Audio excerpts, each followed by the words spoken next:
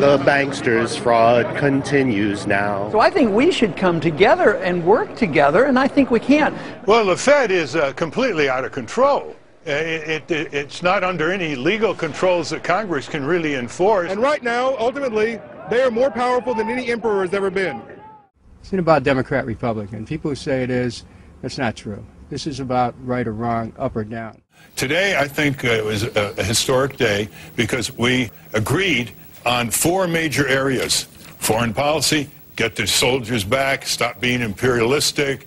Privacy, deal with the repeal of the Patriot Act. And the third is the national debt. You know, deficits are now used for reckless government adventurism. And the fourth issue is the Federal Reserve is now a government within a government. It is totally out of control. Congress doesn't control it. It's funded by the banks.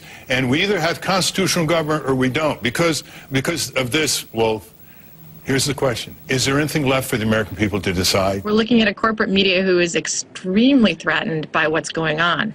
The protesters on Occupy Wall Street are now entering the 10th day. And what you're seeing is really inchoate rage against the economic issues created by the overweening corporatism of the government, and it threatens all of them. You vote for a Republican to balance a budget, and they're worse than the Democrats. That's what the people are sick and tired of. You vote for the Democrats to end the war, and they expand the war as much as the Republicans. I'll rephrase the question for Ralph. Who is the lesser of two bads right now? The lesser of two bads is not good enough for the American people. We need the best. The crisis is much bigger than what they even are talking about, because they're not talking about the real crisis, and that is the bankruptcy of the whole country and the destruction of the dollar. And when we're going to bring our troops home and change our foreign policy. I mean, this is much bigger than they think it is. A lot of people are pointing fingers. Who do you say is to blame for the situation right now? What do you want to go back to the Federal Reserve Act of 1913? All wars are fought with inflation, destruction of the money, which is the reason we have unemployment today. $30 million an hour. 24 hours a day we're spending on those 2 wars. $30 million an hour. I'm trying to get you to understand what the motive was behind the bombing.